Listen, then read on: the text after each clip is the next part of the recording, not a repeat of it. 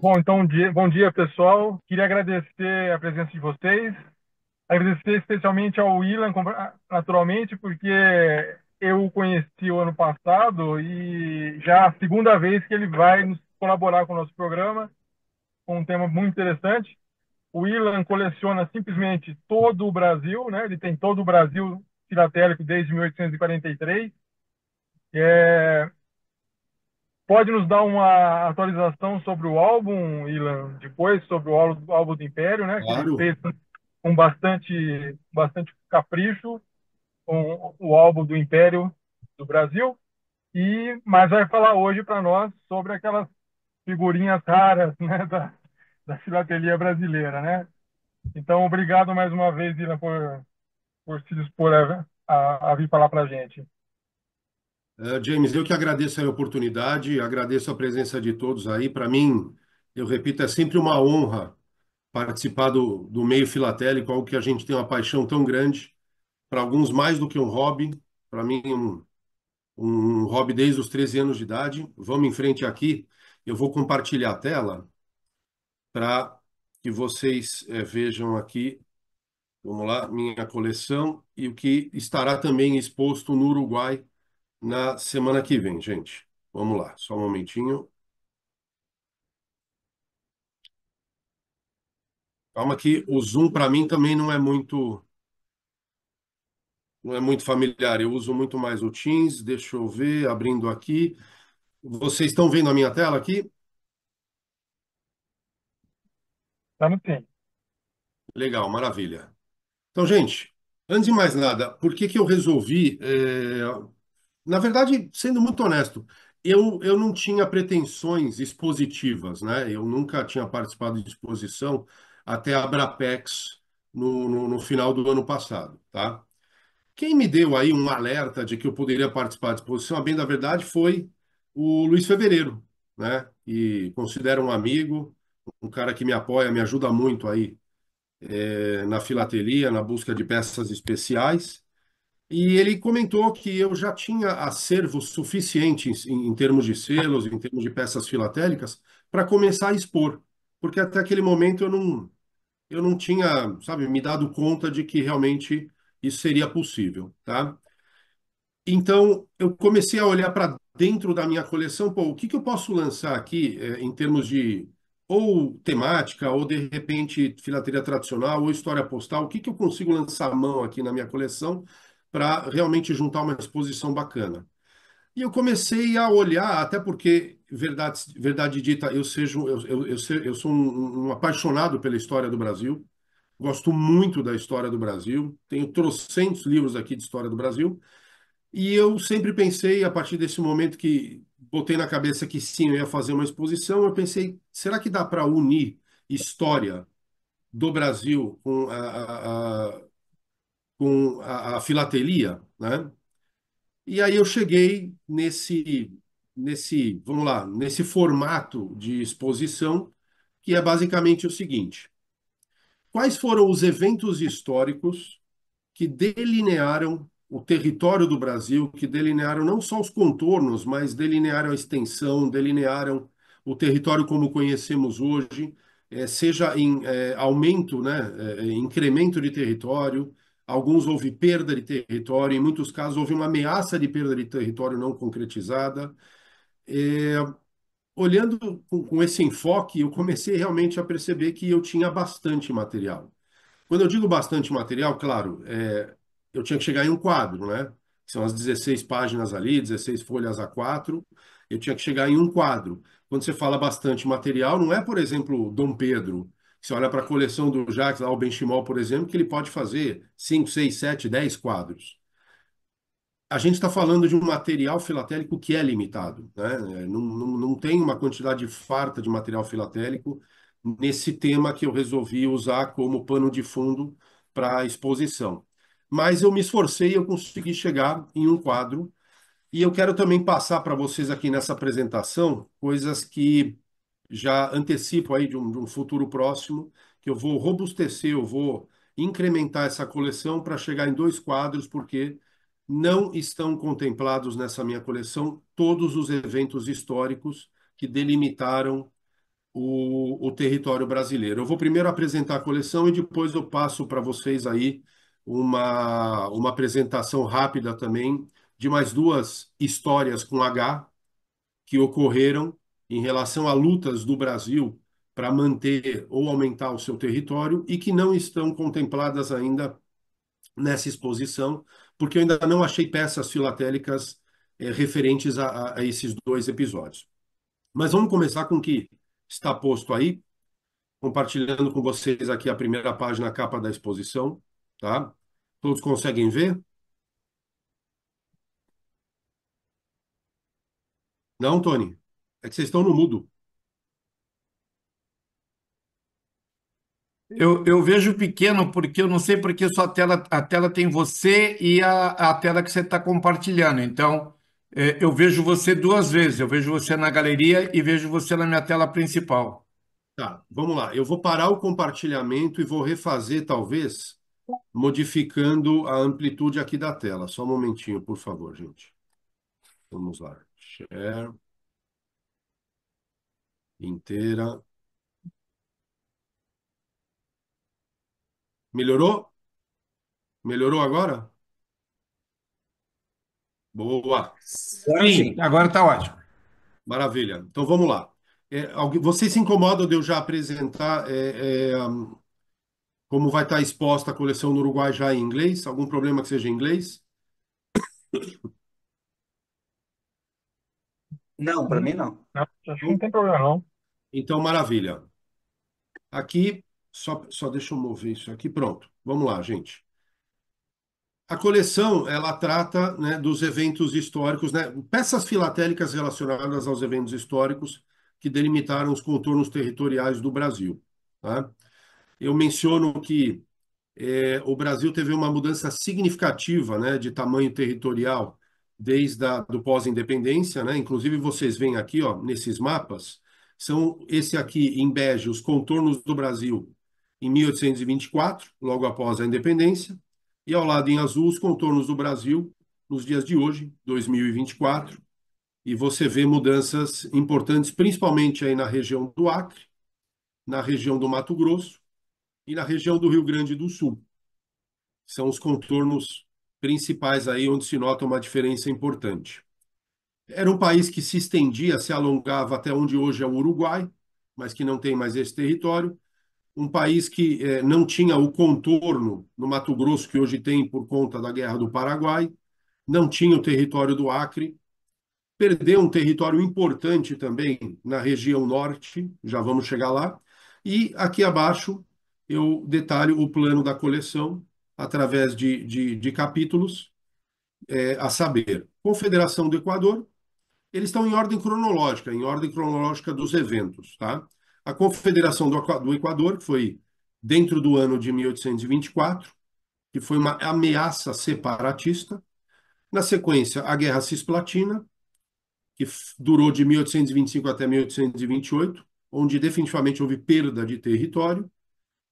Capítulo 3, a Revolução Farroupilha, que foi mais uma ameaça separatista, durou 10 anos, de 1835 a 1845.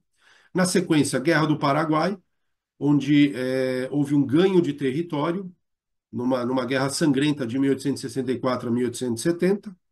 No capítulo 5, a República de Cunani e a Companhia Férrea lá de Calçoene, a Companhia Férrea de Calçoene, né, que era uma investida francesa no território norte brasileiro, que durou de 1886 até 1911. Durante todo esse período, houve uma ameaça de perda de território.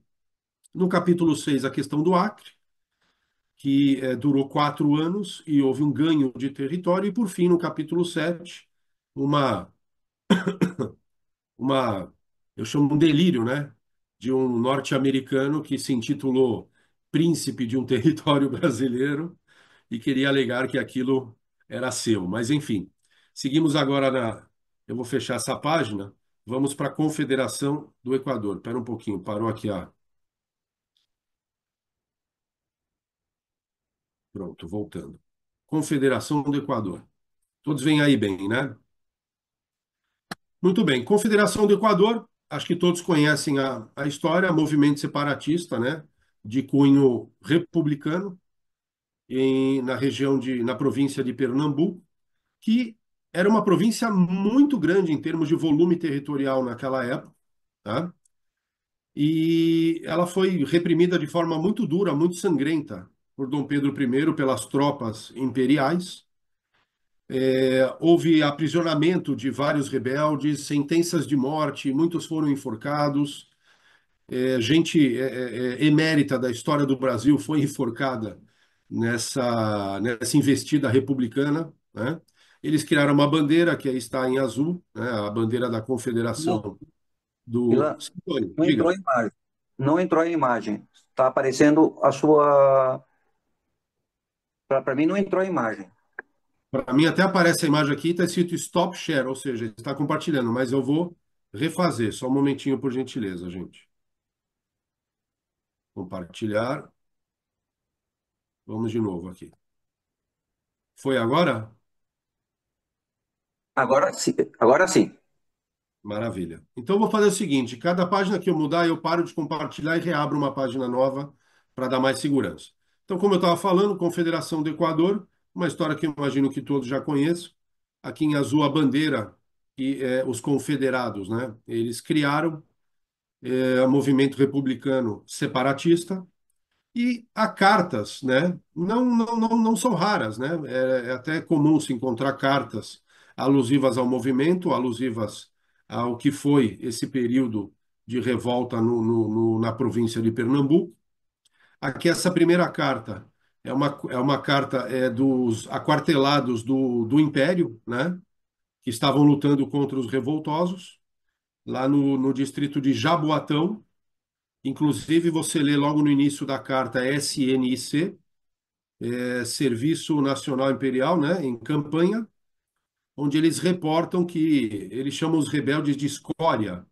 Eles reportam que eles estão combatendo um piquete ali dos rebeldes, mandando essa carta aí do Serviço Nacional em combate contra os revoltosos de Pernambuco.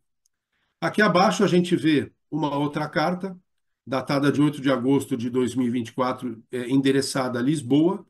Foi enviada de Pernambuco durante o prazo da Confederação ali do Equador, por um cara já conhecido por muitos da filatelia brasileira, da James Finn Esquire, que tem uma extensa história filatélica, um volume gigantesco de cartas trocadas entre o Brasil e Lisboa. Essa carta você tem o porte devido, né, de acordo com convenções da época. E o interessante é que era uma carta, não só essa, mas todas as cartas elas tinham que sair do território brasileiro através de navios, sejam franceses ou ingleses, porque havia um bloqueio portuário das tropas imperiais, né, impedindo a livre navegação durante o movimento lá da Confederação do Equador em Pernambuco. Então, havia uma tolerância em relação à saída de navios ingleses e franceses. Então, essa é uma carta que seguiu essa rota por conta do bloqueio havido na época. Eu estou atrás de mais peças aqui da Confederação do Equador para incrementar esse capítulo aqui, gente. Posso seguir? Vamos lá. Parando de compartilhar, vamos para mais uma página aqui. Vocês conseguem ver? Me confirmem, por favor. Não? Então, eu vou direto na página. Aqui está. Funcionou agora? Ótimo. Guerra Cisplatina. Vamos lá, o Brasil seria bem maior se não tivesse havido essa guerra. E, Reinaldo, a gente não estaria indo para o Uruguai essa semana. A gente estaria indo para outro estado brasileiro, chamado Cisplatino ou coisa do gênero, Reinaldo. Mas vamos lá, gente. Guerra Cisplatina, movimento armado, né? Um movimento que resultou em guerra. É, e que resultou na independência do Uruguai, justamente o que dá razão, né, os 200 anos da independência do Uruguai, dessa FIP que teremos a partir dessa semana agora em Punta del Este. Foi um conflito entre o Império Brasileiro e as Províncias Unidas do Rio da Prata. Durou longos 3 anos aqui, de 1825 a 1898. Resultou na independência do Uruguai. Essa região ela já era disputada entre Portugal e Espanha desde o século XVII, né? E Dom João VI, ele alegava que por conta de questões hereditárias, a rainha a Carlota Joaquina tinha posse sobre essa região. A despeito disso, os nativos da região não se viam como brasileiros, eles se viam como platinos, eles se viam como falantes de espanhol, eles se viam como colonizados espanhóis e eles lutaram para que aquela terra fosse independente do Brasil, coisa que de fato aconteceu. E o Brasil, no fim das contas, acabou perdendo aquele território em agosto de 1828, tá? E aí a gente tem aqui duas peças muito legais, muito bacanas, relativas à Guerra Cisplatina. Essa primeira é uma carta de janeiro de 1826, enviada de Montevidéu para Londres. Essa região era Brasil a essa época, né? Onde se vê nas marcas aí 11 quartos de onça, vê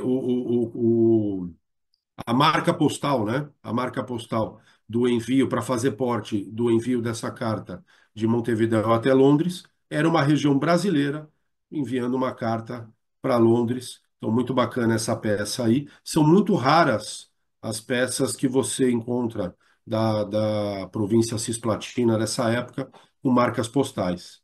Essa é uma delas. Eu consegui garimpar essa peça num leilão na Europa. Na verdade, ambas as peças que estão aqui eu garimpei num leilão na Europa e acho que elas representam bem aí esse movimento, a Guerra Cisplatina. A peça aqui de baixo, que eu acho sensacional, é, você lê nela, né, pela Secretaria de Estado dos Negócios do Império ao Cabildo da cidade de Montevidéu e a marca de saída RD Janeiro, Rio de Janeiro. Então, é uma carta enviada em fevereiro de 1827, através da Secretaria de Estado de Negócios do Império, enviada para o responsável pela ordem na cidade de Montevidéu, uma cidade brasileira à época, e possivelmente, né, é mencionado inclusive pelo próprio Fevereiro no certificado dessa peça, possivelmente seja a única peça conhecida enviada para Montevidéu pelo Serviço Público Nacional durante o período da província cisplatina. Essa peça, ela inclusive, eu vou aumentar aqui para que vocês vejam bem. Essa peça carrega aqui, ó, eu coloquei até a imagem no canto inferior aqui esquerdo. Ela carrega no verso dela a cera, o selo brasão imperial, né? Que fazia o fecho da correspondência à época. Ele não é pequenininho, não. Ele não é pequenininho, ele é bem grande, inclusive no verso da carta, bem bacana, e ele está assim, do jeito que vocês veem nessa imagem, está íntegro. Está muito legal essa peça. Algum comentário? Posso continuar, gente? Eu Vamos em... só fui buscar o guardanapo aqui para parar de babar. Para com isso. Vamos lá, seguindo. Vou parar de compartilhar e abrir uma página nova, que assim eu sei que vai funcionar.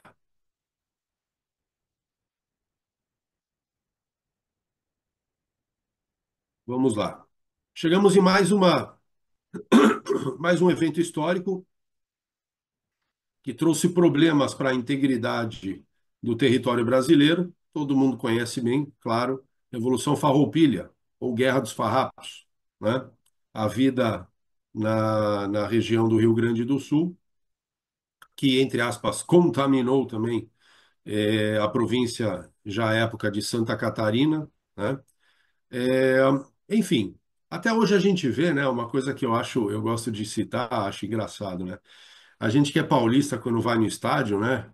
Você tem lá a bandeira do Corinthians, ou é do São Paulo, é do Palmeiras, ou é do Santos. O gaúcho vai no estádio, ele está com a do Grêmio e a bandeira do Rio Grande do Sul. O torcedor do Inter está com a do Inter e a do Rio Grande do Sul. Eles são muito são muito nacionalistas. Se tem gaúchos aqui nessa videochamada, acho que vai concordar comigo, né? O gaúcho ele é muito nacionalista, né? E, e quis inclusive ser um país independente. Então essa Revolução Farroupilha foi uma revolução com características também republicanas e separatistas, né? Que ocorreu na província de São Pedro do Rio Grande do Sul, que era o nome da província à época, para se desmembrar do governo imperial brasileiro entre os anos de 1835 e 1845, tá? Foi uma revolução que ganhou uma extensão não só de tempo, né, 10 anos, como uma extensão territorial importante, onde você teve ali a decretação da República Rio-Grandense no território de São Pedro e Rio Grande do Sul. Eles se declararam ali independentes, República Rio-Grandense, e em Santa Catarina eles se proclamaram também independentes, criando a República Juliana, certo? O que acontece é que, claro, eles foram combatidos, as tropas federais tiveram bastante dificuldade para vencer os aguerridos combatentes da região sul ali do Brasil.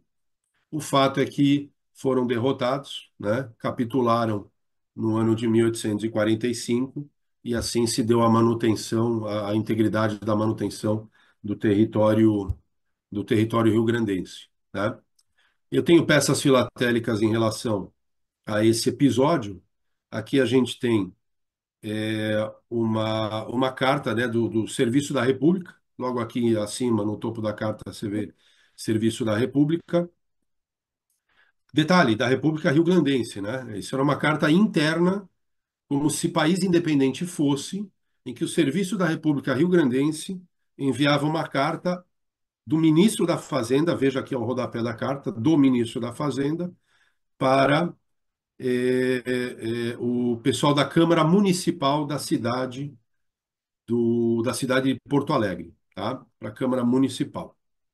Perdão, desculpe, para a cidade de Piratini, que hoje é Porto Alegre. Porque a cidade de Piratini ela foi declarada como a capital dessa República Independente da República Rio-Grandense, a cidade de Piratini.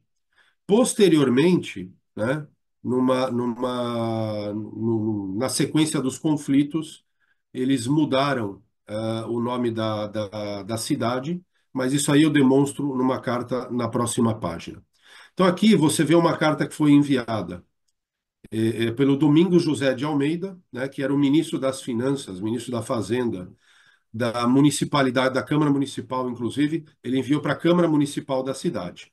E ali ele pede recursos, né, para que os combatentes dessem sequência à guerra contra o Império.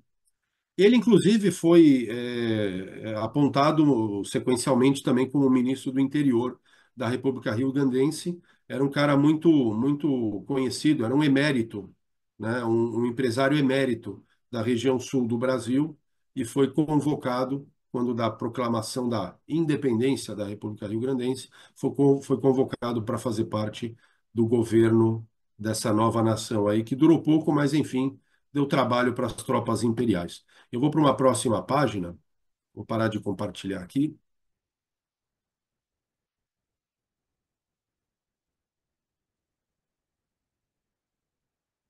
E aqui, mais uma página da Revolução Farroupilha. Todos vêm aqui, né?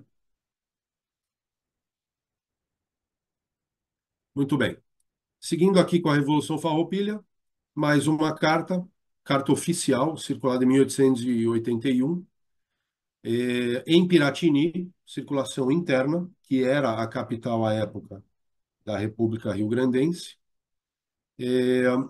Ou eles chamavam também de República Piratini. Eles tinham dúvida se eles manteriam o nome de República Rio-Grandense, por conta de que o Império chamava a região de São Pedro do Rio Grande, então eles queriam desvincular o nome do nome já existente, reconhecido pelo Império, e dar um nome totalmente novo. Então muitos queriam que essa república se chamasse República do Piratini. Mas, enfim, o fato é que está aí mais uma carta circulada internamente durante a Revolução Farroupilha, tá? E aqui ela já menciona que a capital mudou de nome posteriormente, já no final da Revolução Farroupilha, para Caçapava, tá? Em meados de fevereiro de 1839, eles mudaram o nome da capital para Caçapava. E aí temos uma carta onde você tem tanto a redação, né, do envio da cidade de Piratini, quanto o próprio carimbo. Veja que eles criaram aqui um carimbo com o nome de Caçapava. Então, essa é uma carta também do ministro do Interior, enviada de Caçapava para Piratini, né, endereçada à Câmara Municipal da cidade de Piratini. Essa época, Caçapava já tinha se tornado a capital, Piratini já não era a capital, mas mantinha a Câmara Municipal ali, onde os revoltosos faziam suas reuniões e a cúpula, né, diretora da República Rio-Grandense se reunia. Então, eu tenho essas peças relacionadas à Revolução Farroupilha. É, Também não são peças difíceis de se encontrar, são peças que a gente encontra aí no mercado. Então, acho que eu consigo também aumentar a quantidade de peças para ter um pouquinho mais de páginas em relação a esse evento, gente. Eu só queria voltar um segundinho aqui, ó, na Confederação do Equador. Vocês conseguem ver essa página? Maravilha. Eu esqueci de mencionar um negócio interessante aqui. Isso é algo que eu vou tentar explorar melhor quando eu continuar expondo essa coleção. Talvez fazer um desenho histórico do mapa da época, porque eu mencionei que Dom Pedro I, ele reprimiu de forma sangrenta os revoltosos da Confederação do Equador. Mas eu esqueci de mencionar uma coisa muito significativa, da qual até hoje os pernambucanos do estado de Pernambuco se ressente. O estado de Pernambuco, à época, ele seguia desde a costa até a parte interna do continente. Era um estado que tinha uma extensão muito grande, descendo até a parte interna do continente. Depois, se vocês tiverem a curiosidade, procurarem um mapa no Google e procurarem contornos do estado de Pernambuco na época do Império, vocês vão ver o que eu estou falando. O estado era muito grande. Mas, como punição pela revolta, pela Confederação do Equador, Dom Pedro I determinou que a comarca do São Francisco, que era disparada a maior comarca do estado de Pernambuco, toda a parte interna continental do estado, ela fosse retirada da província de Pernambuco e fosse absorvida pela província da Bahia. E até hoje está como província da Bahia, estado da Bahia, né? Então, o estado de Pernambuco acabou ficando minúsculo, né? Menos de um terço do tamanho que era originalmente, e o estado da Bahia mais que dobrou de tamanho por causa dessa decisão de Dom Pedro I de punir os revoltosos e punir Pernambuco com a perda de um território tão expressivo e tão grande. A agricultura de Pernambuco se ressente absurdamente da perda desse território, porque esse território hoje na Bahia é um território extremamente fértil, onde o agronegócio gira bilhões, mas virou Bahia. O estado de Pernambuco perdeu esse território. Posso dar sequência, gente? Maravilha. Vamos abrir mais uma página aqui. Agora vamos para a Guerra do Paraguai.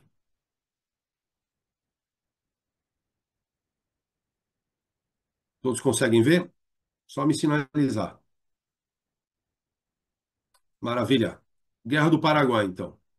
Nem preciso falar, todos obviamente conhecem muito bem sobre a Guerra do Paraguai, né? A aliança tripla entre Brasil, Argentina e Uruguai para combater os devaneios imperialistas de Solano Lopes, o ditador paraguaio que iniciou uma guerra sangrenta aqui na América do Sul, disparado a mais sangrenta guerra já havida na história na América do Sul. É um conflito que deixou metade da população do Paraguai pereceu nesse conflito, 80% da população masculina do Paraguai morreu nesse conflito. O Paraguai virou terra arrasada e nesse conflito o Brasil ele absorveu um pedaço ali significativo de terra do Paraguai, que hoje compõe o estado do Mato Grosso do Sul, e a Argentina absorveu também um pedaço muito mais significativo, maior, do território paraguaio, que hoje é território da Argentina e incontestado, né? A Guerra do Paraguai gerou peças filatélicas interessantes, gerou material filatélico muito bacana, que eu tenho aqui para apresentar para vocês. Vamos lá. Um primeiro aqui, essa primeira página, são os envelopes que tanto o Exército quanto a Esquadra Armada Brasileira, que travou batalhas navais intensas, na Guerra do Paraguai. Então, tanto o Exército quanto a Armada, eles produziram envelopes para que os combatentes, para que eles pudessem enviar missivas, enviar suas cartas no período de guerra para seus devidos destinatários, né? Então, aqui acima você tem em bege o envelope que foi desenvolvido pelo Exército Brasileiro, já com o brasão do Império e os dizeres, né? Exército do Brasil em operações contra a República do Paraguai. Já vi o carimbo aqui na parte inferior esquerda franca, né? Porque, claro, você não cobrava o envio de cartas de combatentes, era postagem franca. E aqui abaixo você tem, em bege, perdão, em cinza, você tem o envelope que foi desenvolvido para a esquadra, né? Para os combatentes navais do Império Brasileiro em luta na Guerra do Paraguai, também, obviamente, um carimbo de Franca para que a postagem não tivesse que ser cobrada dos combatentes, né? Numa próxima página, vamos abrir aqui, eu consegui peças bastante significativas em relação à Guerra do Paraguai. Só me sinalizar, Tony, consegue ver? Maravilha. Aqui a gente tem quando a Tríplice Aliança já tinha tomado frente das batalhas, o Paraguai já era nítido que o Paraguai perderia a guerra. As forças aliadas elas conquistaram o forte de Humaitá, né? eh, Durante a guerra e ali conquistando o forte de Humaitá foi um avanço fundamental para que a Tríplice Aliança vencesse a Guerra do Paraguai. E no forte de Humaitá, a Tríplice Aliança montou ali, deixa eu aumentar aqui para vocês verem, montou ali uma agência dos Correios, né? Então, tanto brasileiros quanto argentinos, Uruguai não se tem notícia de cartas, mas brasileiros e argentinos eles poderiam mandar cartas através do Forte do Humaitá, numa agência postal que ali foi estabelecida. Aqui vemos uma carta enviada, né, nitidamente por um combatente ou por algum oficial argentino para Buenos Aires, e o carimbo, o selo argentino, né, o selo de 5 centavos da República Argentina. E é interessante esse carimbo. Eu preciso conseguir uma imagem muito forte, muito nítida dele, porque esse é o carimbo que obliterava as cartas dos argentinos a partir do Forte de Humaitá. São 15 linhas de cada lado do carimbo, e ao centro do carimbo uma letra H, né, que é o H de Humaitá, o H da inicial do forte. Então, esses carimbos, eles obliteravam as cartas dos argentinos, que eram enviadas daí, e quando a guerra estava em vias de se encerrar, já em 1869, a Tríplice Aliança, ela consignou essa agência postal para os paraguaios, né? Os paraguaios que ali já haviam capitulado, inclusive, da região e precisavam, de uma agência postal. Então, a partir desse momento, 1869, poucos meses antes da morte do Solano Lopes, em outubro de 1869, essa agência foi entregue às autoridades paraguaias, tendo Dom Guillermo Zanda como administrador provisório dessa agência postal. E é muito, muito raro o envelope com esse selo, esse carimbo, é muito raro de se encontrar. E aqui a gente tem também enviado para Buenos Aires, nitidamente pelo mesmo oficial, porque a letra é idêntica, e o destinatário também o mesmo, né? Senhores Ademarque, né? Oficinas e droguistas. Ademarque, boticário e droguistas, ambos de Buenos Aires. Só que essa aqui já foi enviada quando a agência postal já estava consignada aos paraguaios. Então, carimbo que é que se vê, já não se vê o selo argentino e o carimbo H de Humaitá, já se vê o carimbo Correios de la Asunción, que é o carimbo que a agência já paraguaia praticava para envio de missivas a partir dessa agência postal. Só que essa obliteração, ela só existiu durante 7 meses, que era o período do final da Guerra do Paraguai, e até que o Paraguai criasse seu primeiro selo em setembro de 1870, né? Então, essa carta é de março de 1870, em setembro de 1870, o Paraguai criou seu primeiro selo. Então, as cartas já saíam daí seladas, então, muito raro conseguir esse carimbo. Foi um período muito curto que essa carta, essas cartas eram carimbadas com esse carimbo lá na agência postal de Humaitá, ok? Vamos para uma próxima página, também Guerra do Paraguai.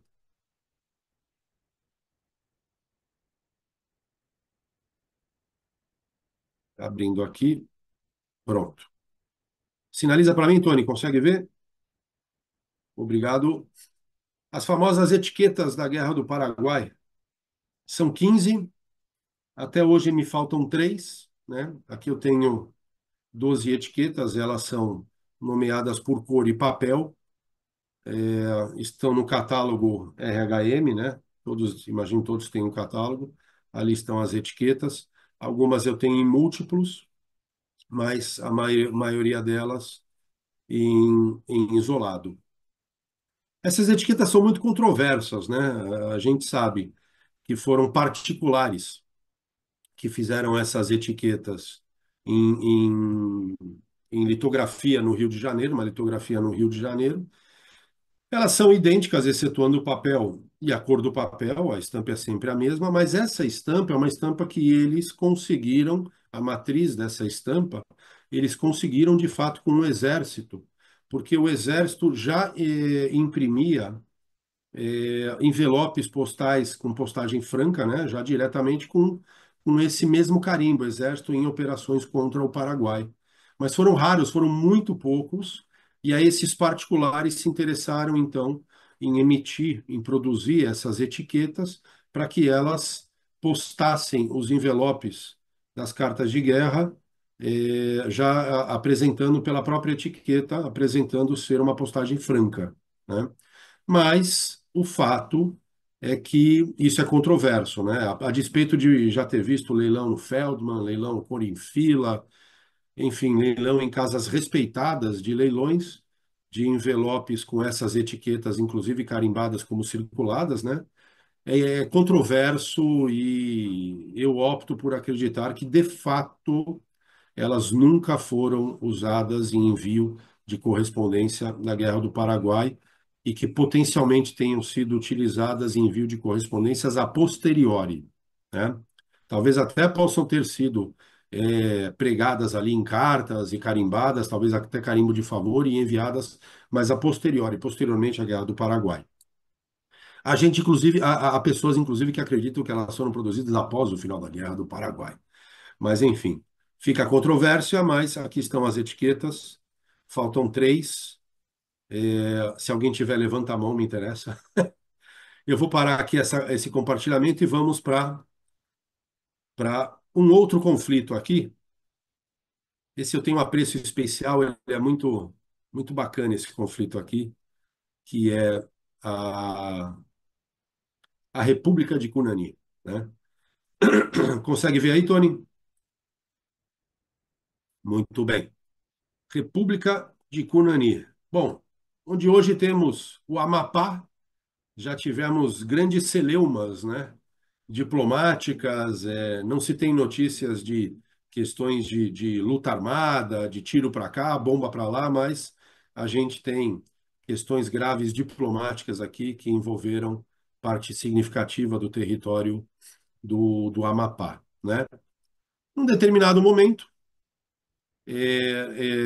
onde hoje você tem ali o rio Oiapoque, na região entre Oiapoque e Araguari, e relativamente próximo ao que é até hoje a Guiana Francesa, você sempre teve interesse dos franceses sobre esse território, essa região do Amapá. Não é o Amapá inteiro, é um pedaço, uma região do Amapá, próxima à Guiana Francesa, a ponto de despertar um interesse tão latente que um francês, de certa feita, chamado Júlio Gross, né, ele, que era membro, né, comercial da Sociedade Geográfica de Paris, ele um dia deu na telha dele de determinar que aquela região deveria ser francesa e ele determinou que ali poderia se estabelecer a República de Cunani, né? E ele instituiu o governo, nomeou ministro, fez bandeira, acho que até hino fez, e emitiu selos. Eles emitiram selos, né? São esses que estão aqui, porque, claro, quando você determina uma república, os símbolos da república precisam vir logo na sequência para que você, entre aspas, legitime aquilo que você está fazendo. É bandeira, é hino, é selo, é moeda, instituir um governo, ministros, começar a mandar cartas para outros países pedindo reconhecimento. Tudo isso foi feito. Tudo isso foi feito. Resumindo a história, o fato é que o Brasil, por óbvio, combateu isso fortemente pelas vias diplomáticas.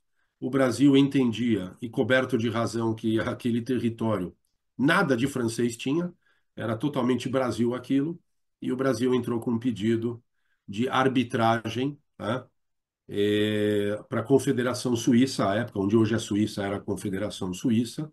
Acredite se quiser, desde aquela época a Suíça era admirada pela sua neutralidade. Então, a França aceitou que houvesse uma arbitragem pelo presidente da Federação, da Confederação Suíça, Mister Walter Hauser, em 10 de abril de 1895, através de uma convenção com representantes do governo brasileiro, estava lá o Barão de Rio Branco, representantes do governo francês, o Mister Walter Hauser decidiu depois de um dossiê de 800 páginas, ele decidiu a favor do Brasil a questão do Cunani, né? Então, aquilo deixou de fazer sentido em termos de interesse francês e passou totalmente a ser reconhecido como território brasileiro. Mas, como se não bastasse, os franceses insistiram. Já já eu mudo de página, perdão, e vocês vão entender. Aqui eu tenho alguns selos das primeiras emissões da República de Cunani. Isso aqui também é um material bastante controverso, graças a Deus, não esse que eu estou apresentando para vocês. Esse setor da filatelia é controverso porque tem muita fraude. Muita, muita, muita fraude. E, modéstia à parte, com o tempo eu aprendi a reconhecer as fraudes, né? Depois posso até... Ô, Tony, tenho até um interesse em escrever um artigo sobre as fraudações dos selos de Cunani e das etiquetas do Paraguai. Eu posso até demonstrar de maneira bastante clara os elementos de cada um deles e como reconhecer uma fraude, porque infelizmente até hoje eu vejo incautos comprando em leilões, comprando peças fraudadas, tanto de Cunani quanto de Guerra do Paraguai. Mas isso fica para uma Seria outra. muito bacana, né? Seria muito bacana, porque dependendo do tamanho da matéria, a gente poderia até dividir em duas, mas seria muito bacana mesmo, porque existe muita falsificação e moderna, muita falsificação Sim, moderna sim, desse sim, setor. sim. Sim. Modéstia à parte, até o fevereiro, às vezes me manda a imagem das peças e eu estou em dúvida. O que você acha? Mas existem elementos que demonstram aí quais são as peças quentes e quais são as peças fraudadas. Eu posso escrever um artigo com o maior prazer sobre isso, Tony, e acho que vai ser bem bacana. Mas, enfim, voltando aqui à apresentação, essas peças estão catalogadas no catálogo RHM, tá? É, Existe controvérsia em relação ao catálogo do Peter também. Tem imagem no catálogo do Peter de peça fraudada, eu já apontei para ele, ele reconheceu, tá?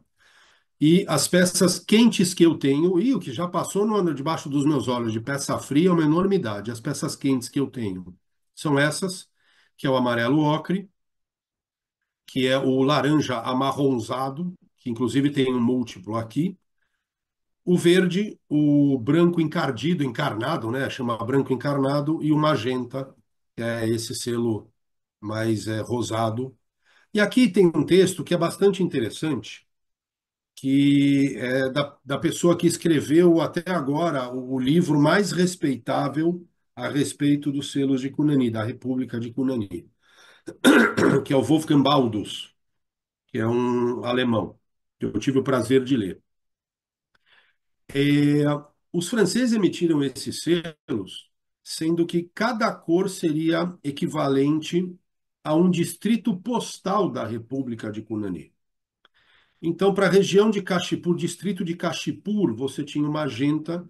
Para o distrito de Calçoene, você tinha o laranja amarronzado.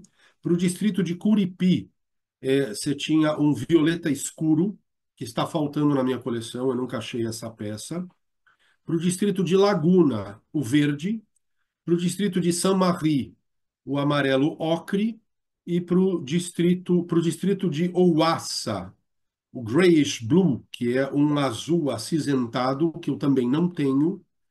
E, por fim, para o distrito de Rocaoa, o branco encardido, o branco encarnado, que aí está. Então, de acordo com o livro do Wolfgang Baldus, em tese me faltam duas peças, que é o violeta escuro e o azul acinzentado.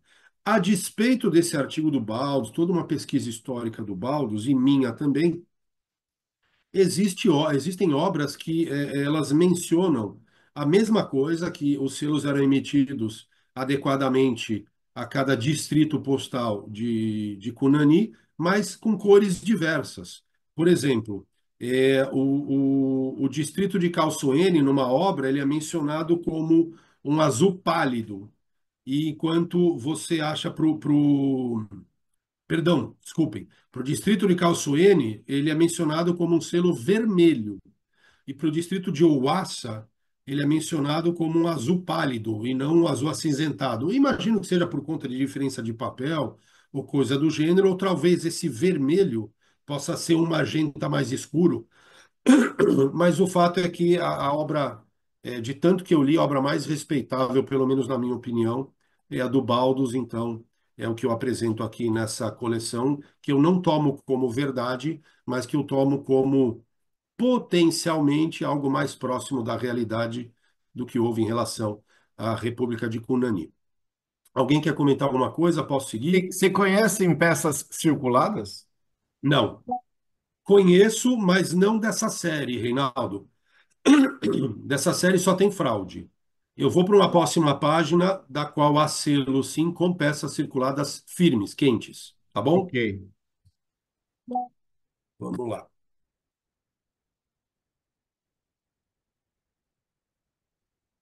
Abrindo aqui, próxima página. Aí o que aconteceu? Primeiro eu vou me ater ao aspecto histórico. Tony, sinaliza, tá dando para ver aí? Boa. República de Cunani, muito bem, não vingou. E aí, muitos anos depois, aí mais de, sei lá, 7, 8 anos depois, entre 1904 e 1912, uma segunda tentativa, né, de secessão de território, né, de você romper um pedaço ali do Amapá, transformando ele em francês.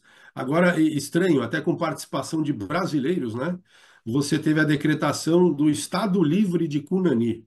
E tome bandeira, tá aí a bandeirinha vermelhinha com a estrela branca no meio, e tome selo, e aí vai o Brasil de novo, né?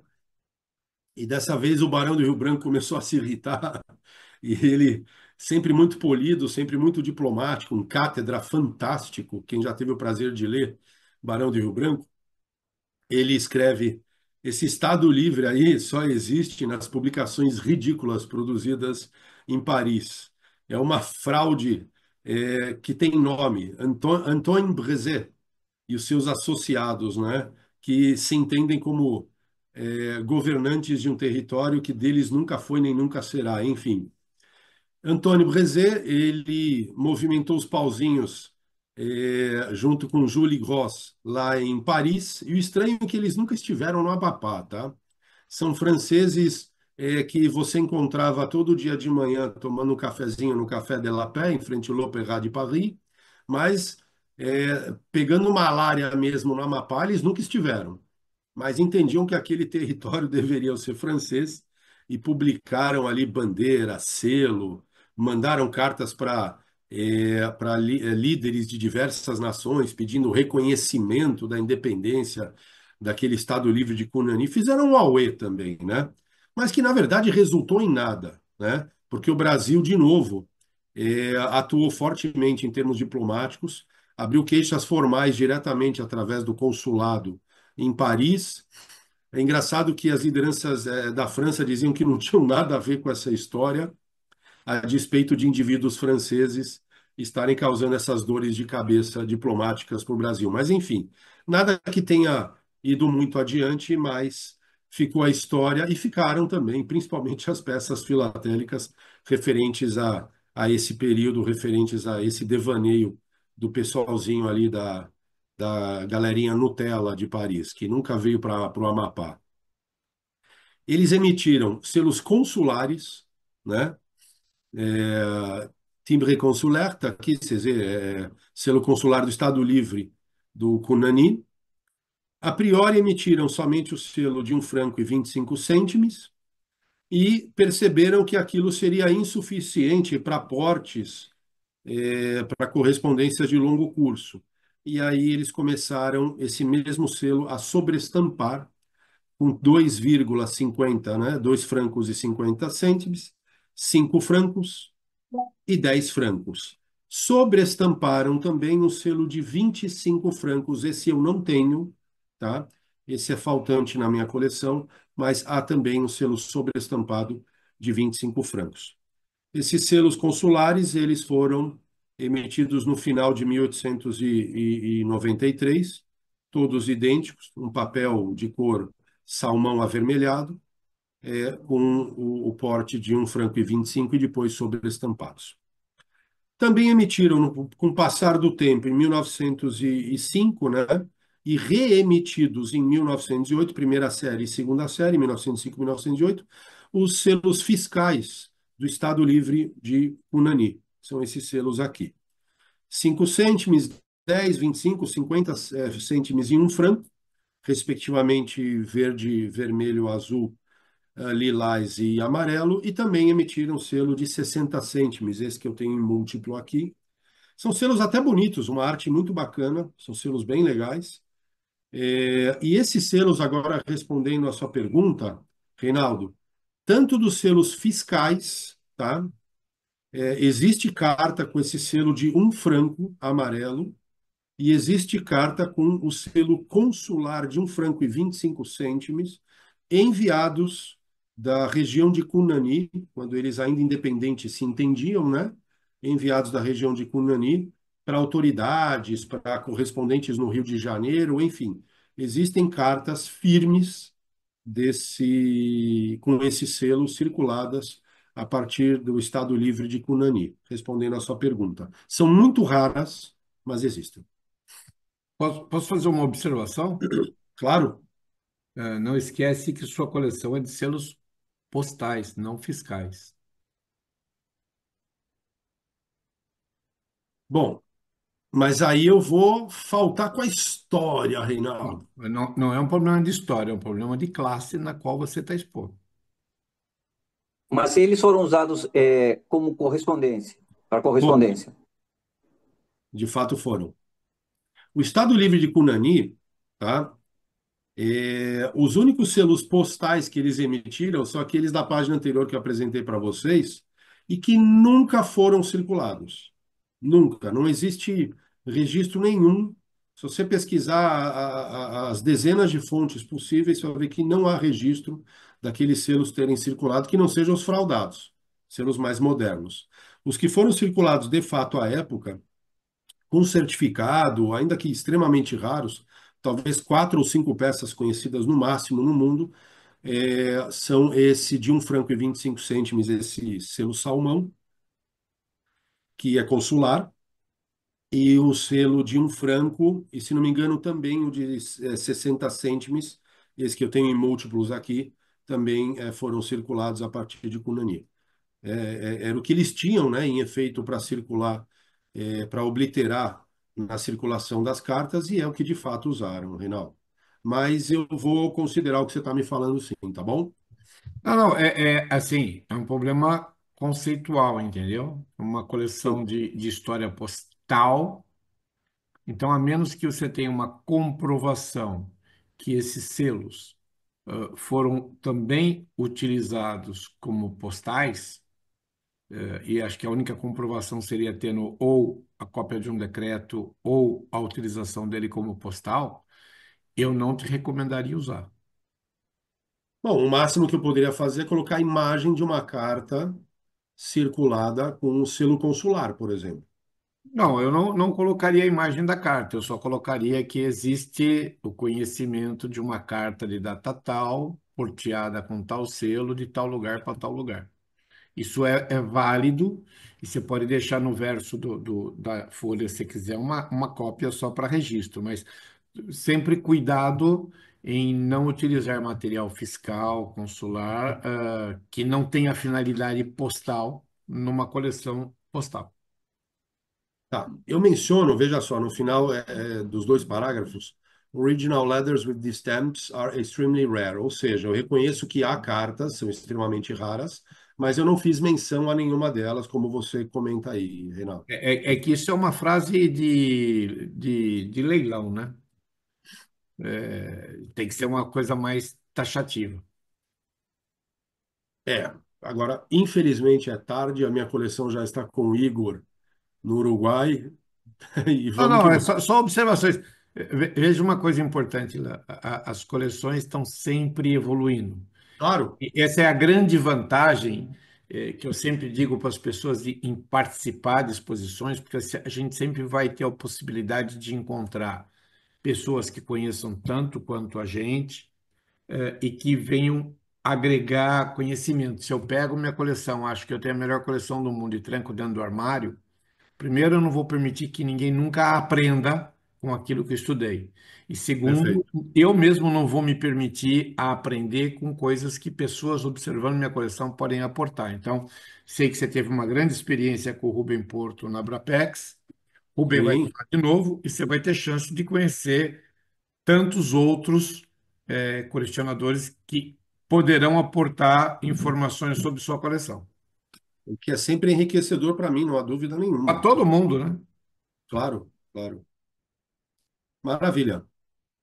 Bom, seguindo aqui, gente, aí entra, ô Tony, a peça que eu estou escrevendo o artigo, também do Estado Livre de Cunani. Deixa eu abrir ela aqui.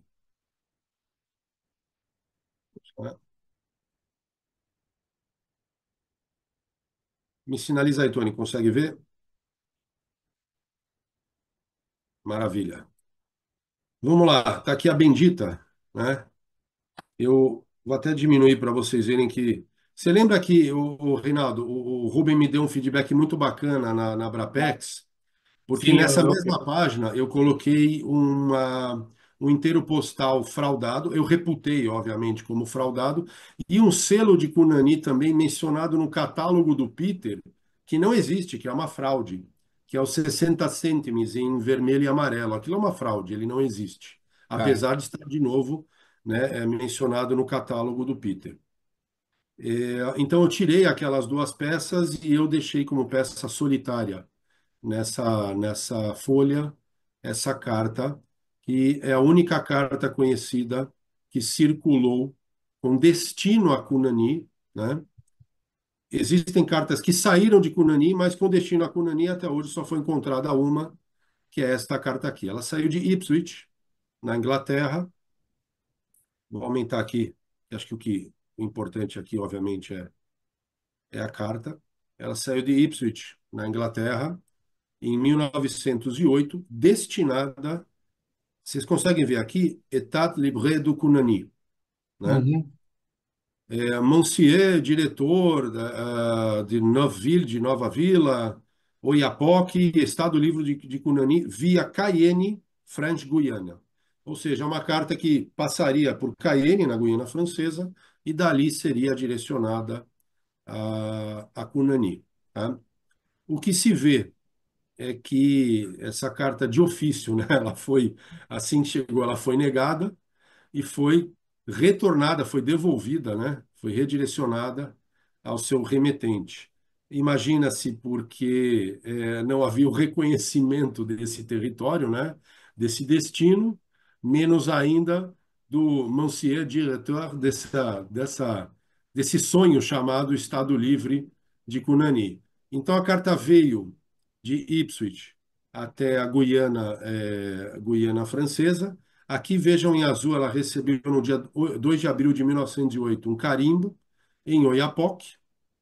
Daí ela seguiu para o território brasileiro e alguém no território brasileiro de ofício negou, né, a sequência para a entrega definitiva dessa carta porque não reconhecia esse endereçamento, por óbvio, né?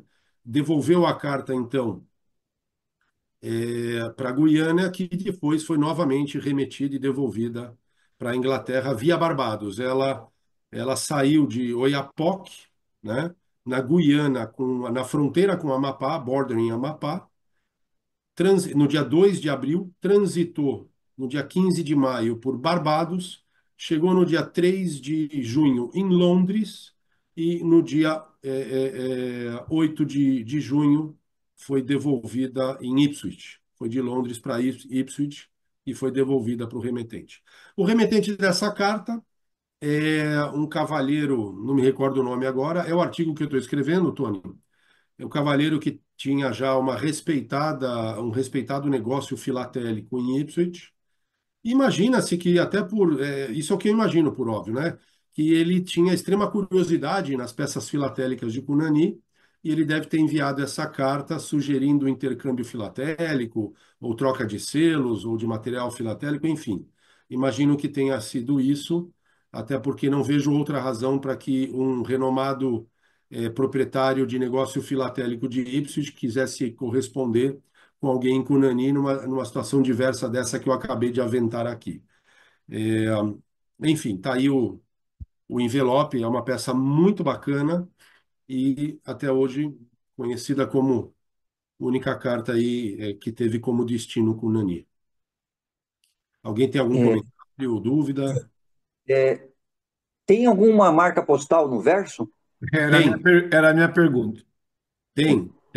Então eu sugiro, que eu acho que o Reinaldo também ia sugerir isso, como eu concordo com você em ter tirado a peças que eram fraudulentas, ficou bem bacana a folha. Você tem espaço na folha, você poderia colocar uma reduzida, né, uma imagem reduzida do verso para complementar essa página, citando essas marcas postais que não estão aparecendo. Perfeito. E que Então, vamos marcas lá. são essas, Ilan? Oiapoque, tá? Que olha só, quando a carta foi devolvida, o que foi carimbado no verso, tá? Excetuando, vejam só, aí nessa imagem vocês veem 4 carimbos. 2 carimbos sobre os selos, tá? Ambos Ipswich, tá? De março de 1908. Você vê um carimbo em azul, Guiana, Oiapoque, de 8 de abril, que é o carimbo de entrada na Guiana Francesa, até que a carta realmente menciona que é via Cayenne, French Guiana. E aí você tem também um carimbo na frente de Londres, junho de 2003. Esse já é o carimbo do retorno. Já é o Sim. carimbo do retorno. No verso, você tem 2 carimbos. Você tem o carimbo de saída do Oiapoque, tá? Que é Guiana, era Guiana, fronteira com o Amapá, e você tem o carimbo de trânsito em Barbados no dia 15 de maio. Então, no verso Exato. Aí tem você dois apaga o que carimbos. você está escrevendo na frente, né? Você mostra a evidência daquilo que você está escrito na carta, na sua descrição.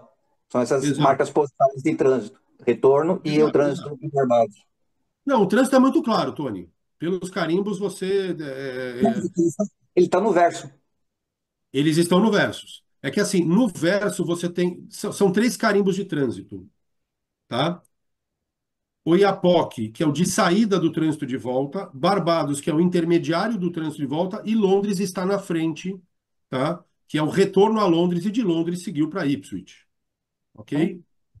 E da vinda você tem 3 carimbos que estão ambos aqui na frente, tá? Perdão, me perdoem, desculpa. Da vinda você tem um carimbo no verso que também é Barbados. Ela também transitou por Barbados na vinda, tá? Hum, Mais Também, interessante ainda. também transitou por Barbados na vinda. Então você tem os dois carimbos sobre os selos, saída de Ipswich, o trânsito em Barbados no verso, e você tem aqui na frente em azul a entrada em Guiana, no dia 2 de abril de 1998, 1908, perdão, Oiapoque. Tá? Todo mundo sabe que esse Oiapoque virou brasileiro depois, né? Mas enfim. Dá até para ir até o Chuí. Do Oiapoque ao Chuí, exatamente. Sabe o que é bacana, Reinaldo? Isso que você acabou de comentar foi um alerta que eu me dei quando eu comecei essa coleção. Eu falei, caramba, a minha coleção vai literalmente do Oiapoque até depois do Chuí. Porque eu tenho peça do Oiapoque, com carimbo do Oiapoque, até a região cisplatina, que era Brasil. Deixa eu te fazer uma pergunta. Se conhece alguma outra carta de qualquer parte do mundo que tenha sido enviado para Cunani? Não. Então, é a única carta que se conhece enviada para Cunani, não precisa ser da Europa.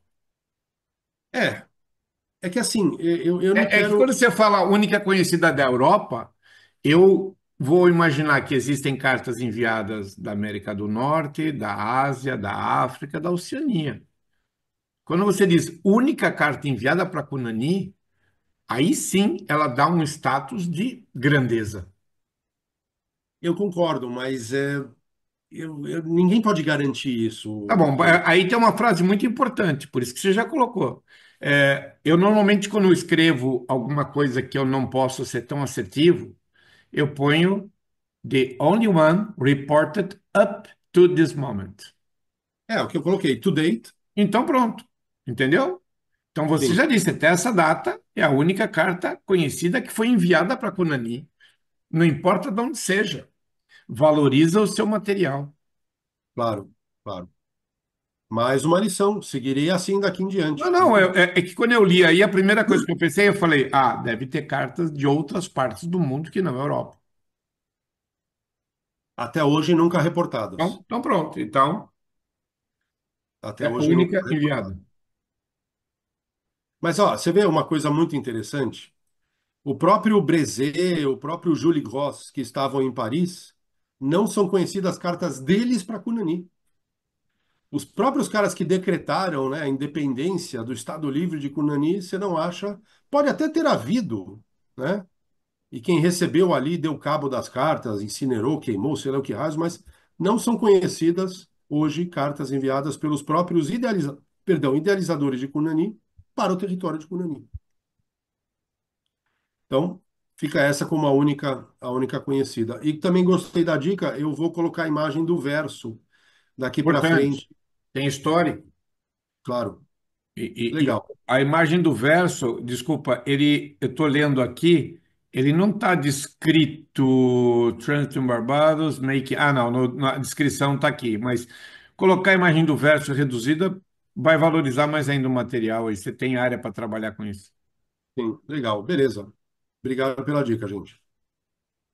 Vamos em frente? Então,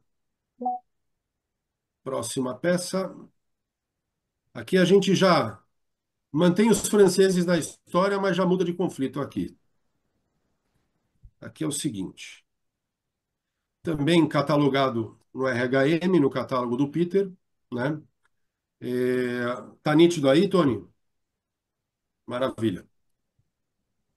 A Companhia Férrea de Calçoene, né? Companhia francesa estabelecida em Firmino de Calçoene,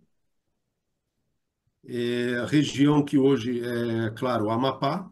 Essa companhia férrea de fato existiu, de fato foi construída e de fato postou correspondências através do seu serviço férreo e missivas que chegavam até Belém com complemento de selos Madrugada Republicana, tá? Existem cartas raríssimas, segundo Peter me diz, ele a vida inteira, assim como fevereiro, viram quatro, né? Presume-se que então quatro com selos Amazoni, uma com todos os selos, que deve ser um absurdo de valor, que tem todos os selos nela carimbados, e outras com um ou outro selo e complementados com selos de madrugada republicana, porque os agentes postais brasileiros para dar sequência de trânsito de Calçoene até Belém, eles não reconheciam os selos Amazoni, então eles exigiam a inclusão de porte com selo Madrugada Republicana, selos brasileiros. Mas o que temos aqui? Vamos lá. Aqui a gente tem, inclusive, onde eu ponho as bandeirinhas, nesse caso aqui não foi República, não foi nada, mas você, no lugar da bandeirinha, eu coloquei algo que existiu também, e eles negociaram isso tanto na França quanto no Brasil, os títulos ao portador da Companhia Férrea de Calçoene, que é esse que vocês veem aí no canto superior esquerdo. Eram títulos ao portador, onde você, comprando ele, fazia parte societária da empreitada e investia nessa empreitada, nessa instalação de linha férrea na região. E aí eles já lançaram uma prova dos selos, né? Porque de fato esses selos circularam, são selos postais. Eles lançaram uma prova do selo, e a prova do selo incomodou demais, tanto o pessoal da região como o governo brasileiro. Notem logo na prova do selo, eu vou ampliar aqui a imagem, que eles chamam de Amazonie Française. Amazonie Française tá parecendo Macron, tá parecendo um governante de tempos modernos, né? Amazonie Française, aqui é a imagem do ensaio, né, do selo Amazonie, onde ele chamava É um Amazonie ensaio Française. ou uma prova? Na verdade, quando se fala prova, né, a tradução em inglês eles chamam de essay, né? Ele acaba sendo como ensaio, mas é uma prova, é uma prova. Ensaio é diferente de prova. Seria proof, né? Uhum. Só que aí que tá. O Peter me fala que é ensaio, o Fevereiro fala que é prova. É. Se você o compara com o selo, ele é fiel? Ele não é fiel. Então, ele é quase fiel, excetuando o francês. Ok, então ele é um ensaio. Então, ele é um ensaio. Então, pronto, ele é um ensaio. Então, tá aqui um ensaio, e isso incomodou demais, né? O Brasil à época, e aí, na hora de emitir os selos, eles suprimiram a palavra francês e deixaram somente a palavra Amazonie, tá? Esses são os selos emitidos, selos postais, pela Companhia Firmini Calçoene, Companhia Férrea Firmini Calçoene, selos Amazoni, de 5 cêntimos até 5 francos, que era um porte bastante significativo à época. São selos gráficos, são selos muito bonitos, tá? É, a despeito do selo de 25 cêntimos e os 50 cêntimos parecerem de uma tonalidade idêntica, não. O de 25 cêntimos é vermelho, é que mais de 100 anos depois ele deu uma desbotada, imagino eu, e o de 50 cêntimos é laranja, tá? E aqui abaixo vocês veem que eu tenho também o selo de um franco com certificado, esse selo foi circulado, ele está obliterado com o famoso carimbo vermelho da companhia francesa Firmini Calçoene, Companhia Férrea. Havia dois tipos de carimbos para os selos Amazoni, o vermelho e o lilás. Eles tinham também um carimbo de obliteração lilás, esse eu não tenho, eu tenho esse obliterado vermelho com certificado, ou seja, um selo que de fato foi circulado. Esses selos eles foram produzidos, né, provavelmente pela mesma empresa gráfica que produziu os títulos ao portador, que foi a companhia G. Richard, em Paris, tá? E é conhecida que eu menciono, né? Que havia uma linha de correspondência continuada entre Calçoene, Firmino Calçoene e Belém, e essas correspondências eram enviadas com relativa frequência através dessa mesma linha férrea francesa, mas aqui eu menciono que quase sempre, excetuando uma correspondência, todas as outras conhecidas têm selos Madrugada Republicana também, para que os agentes postais aceitassem a sequência de remessa postal dessas cartas, ok?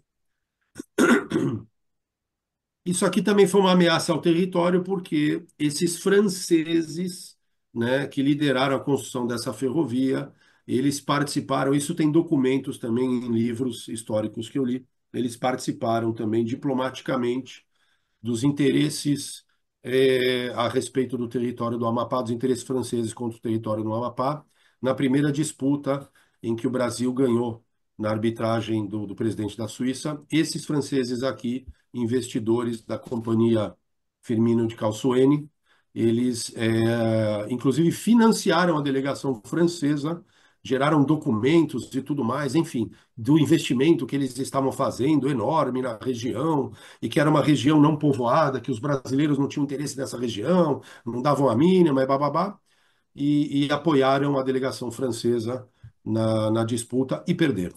Por isso eu menciono eles também como interessados aí no território brasileiro. Comentários, dúvidas, posso seguir? Pode. Agora, um novo conflito aqui, que acabou resultando em algo muito positivo para o Brasil. Chegamos no Acre, o Estado Independente do Acre. Coisa linda. Será que a Marina Silva seria presidente nos dias de hoje do Estado Independente do Acre? Vamos lá. É, um doido espanhol chamado Luís Galvez, no ano de 1899, ele entendeu que aquela região toda do Acre, com o suporte do governo do Amazonas, e detalhe, houve o suporte do governo do Amazonas, aquela região poderia se tornar independente, né? E ali ele decretou um estado, de fato, um estado independente, famoso Acre, fez bandeira, e aí está. Acredite se quiser, essa bandeira não mudou, até hoje ela é a bandeira do Acre, né? O Acre tomou para si, o Acre brasileiro, né? Já incorporado pela República, tomou para si a bandeira do Estado independente e a manteve até hoje. E aí ele fez hino, e fez moeda, e fez flâmula, bandeira, e fez selo, né? O Luiz Galvez pediu para que a Casa Monques, em Buenos Aires, no ano de 1900, acho que 1899, perdão, 1899, que a Casa Monques em Buenos Aires produzisse esses famosos selos do Acre de R$ 300. Selos muito bonitos também, na minha opinião, e que me deram uma dor de cabeça absurda para conseguir finalmente consegui-los, porque não sei se vocês notam, eu vou aumentar aqui a imagem e ajustar aqui. Conseguem ver aí, gente? Vamos lá. O que temos aqui em verde? O que temos aqui, Reinaldo, em verde? No meio desses selos, temos um The Dancing Turtle, a tartaruga dançarina. Consegue ver ela aí? Sim, e a casinha do lado esquerdo.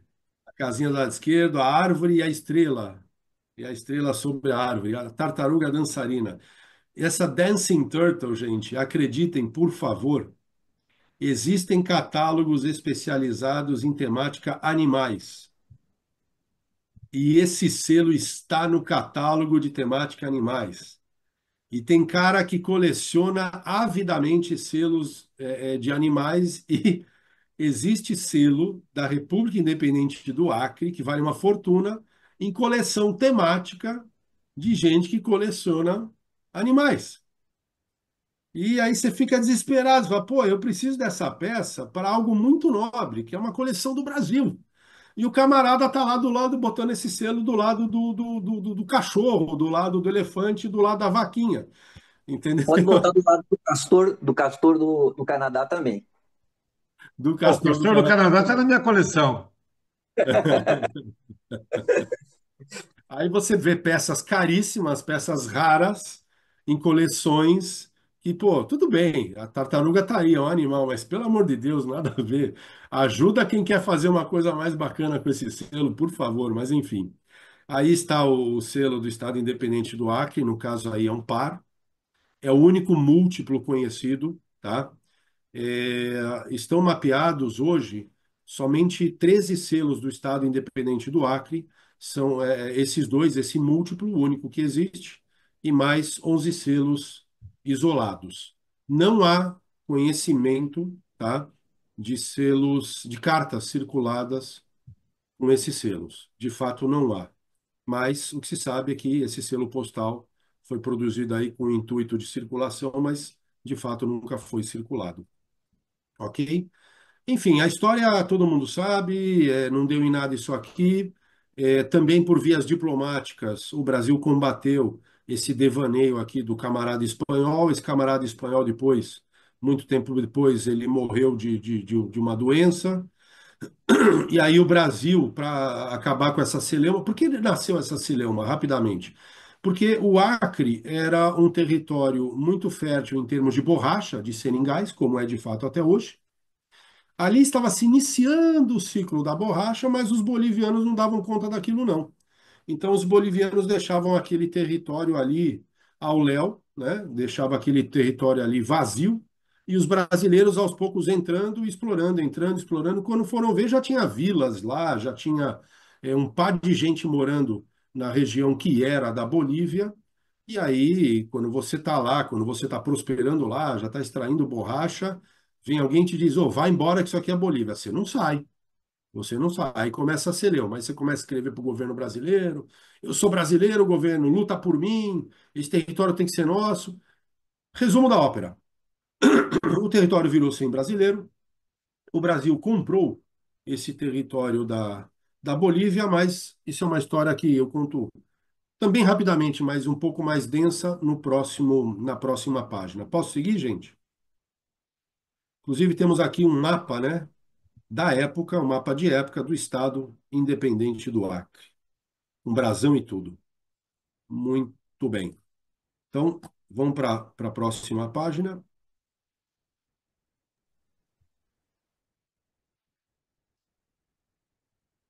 Também sobre o Estado Independente do Acre.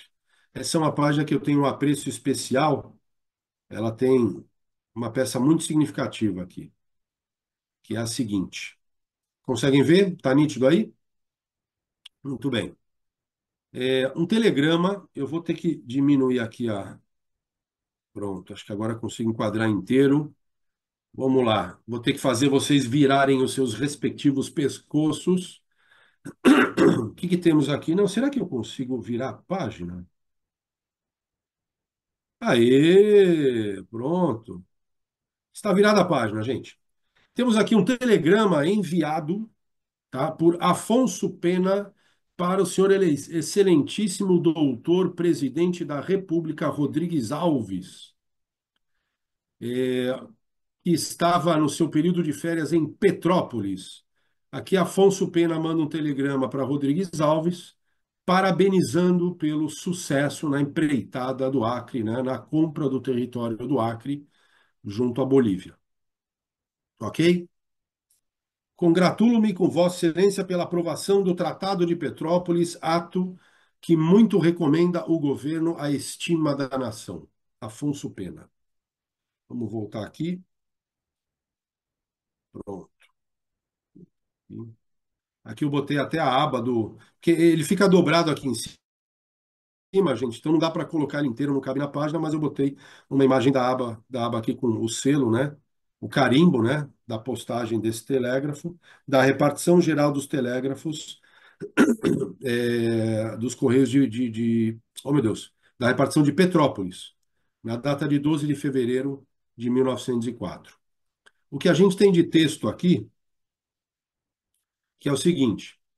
Telegrama do Afonso Pena para o Rodrigues Alves, o sucesso da compra do território do Acre junto à Bolívia. Nessa compra, o Brasil cedeu, né, para a Bolívia os territórios a leste do Rio Paraguai, que incluía a região de Bahia Negra, e o Triângulo do Abunhã, que até hoje se chama Triângulo do Abunhã, virou território boliviano, mas que em nada interessava ao governo brasileiro.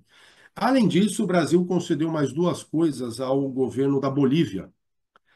Ele se comprometeu a construir a rodovia Madeira-Mamoré para facilitar o trânsito de mercadorias da Bolívia pelo rio Amazonas, coisa que de fato o Brasil fez, construiu essa ferrovia, além de ter pago, o Brasil também pagou à Bolívia o valor de 2 milhões de libras esterlinas em 1904, que a valores de hoje seriam equivalentes a 1,7 bilhões de reais.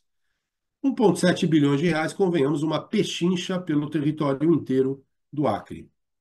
Então, à época, foi considerado sim uma pechincha, mas não saiu barato para o Brasil, não, porque a construção da rodovia Madeira-Mamoré teve um custo altíssimo, não só de custo monetário em si, como de vidas. Muitas vidas foram perdidas na construção da ferrovia Madeira-Mamoré. Então, temos aí esse telégrafo aí para o nobre presidente da República, e essa história bacana aí da compra do Brasil do território do Acre. Ok? Brincadeiras à parte, insisto com ela, senão Dona Marina Silva hoje seria boliviana. É, posso seguir, gente? Vamos lá. E agora, Qual é a marca postal do Acre que existe nessa peça? marca postal do Acre. É. Só tem a marca do telégrafo aqui. Marca postal do Acre. Ah, é a que eu vou mostrar na próxima página. Não, não, Na mas próxima página. nessa peça ela tem um link histórico, né? Não postal. Sim. Histórico, não postal. Postal é que tem um telegrama, né? Ah, mas o O- telegrama, ele Sim, é de Petrópolis. sim, ele é de Petrópolis. Ele é relativo à história. Agora, a marca postal do Acre é na próxima página. Vou mudar de página para apresentar.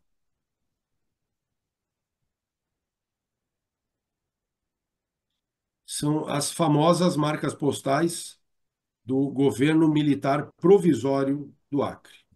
Pronto. Aparece aí, conseguem ver? Agora sim. Boa. Então vamos lá. O que que temos aqui? Um envelope endereçado do Acre para o Rio de Janeiro, com a marca postal Governo Militar Provisório do Acre, franquia de correspondência. É interessante notar que todas as correspondências que saíam do Acre, principalmente para a capital federal à época, Rio de Janeiro, vejam aqui esse carimbo aqui de suporte, né? Administração dos Correios do Amazonas, 26 de abril de 1904. Então, todas elas passavam pelo Amazonas e recebiam esse carimbo para a sequência de remessa postal. Ok? Temos mais uma peça. Esse é o carimbo lilás, famoso carimbo lilás do governo provisório do Acre. Você tem ele em preto, cinza escuro, você tem ele em rosa, você tem ele em lilás, que é esse, e tem ele em azul. O azul e o rosa são muito raros. Eu tenho um azul, que é o que está aqui. Vamos lá. Da mesma forma, o carimbo do governo militar provisório do Acre e também o carimbo da administração dos Correios do Amazonas, 9 de junho de 1904. Então, Reinaldo, respondendo à sua pergunta, aqui estão as marcas postais do Acre da época, quando, quando ainda não havia selo no Acre, não havia agência postal no Acre, e ali você tinha ainda a administração através de um governo militar provisório. Não, então, o contexto do telegrama é histórico, não postal.